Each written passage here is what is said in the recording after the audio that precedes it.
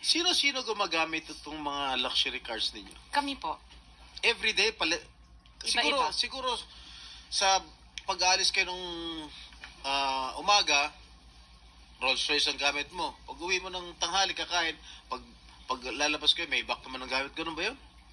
Sa dami nyo ng kotse. This is really, for me or for all of us, for all the Filipino people watching, this is unbelievable. To have 28 or 40 luxury cars at your disposal. Ngayon lang ako nakarinig na isang tao o mag-asawa na ganito kadami ang kotse na mamahalin. Hindi na bali yung mga Fortuner, okay lang. Pero kayo, Rolls Royce, Maybach, Mercedes-Benz, Bentley, Escalade, Range Rover, ilan? GMC, Suburban, G63, di ko na nga naintindihan yan eh. Tapos pera ng gobyerno.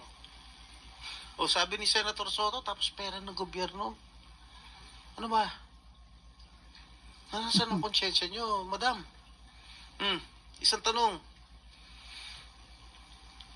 Hindi ako naniniwala na wala ko yung contact sa DPWH. Hindi kami naniniwala. Pati siguro si minority leader, hindi naniniwala wala kayong contact. Pati si chairman, hindi naniniwala wala kayong contact. Ngayon, huwag ka tumingin tumingin ka sa akin. Wala naman nagtatanong dyan. Sino ba tinitignan mo dyan? Magkano binibigay mong porsyento o advance sa mga tiga DPWH para mabigyan ka ng proyekto? Wala po ako binibigyan sa DPWH po. Baka may ipakita ako sulat sa'yo. Mamin ka na. Wala po ako talaga. Kasi hindi po ako nakikipag-transact with the DPWH. At the end of the day, pag nagsinungaling ka, ipapakita ko yung sulat. Minino mo. Di ba umabot hanggang 40%?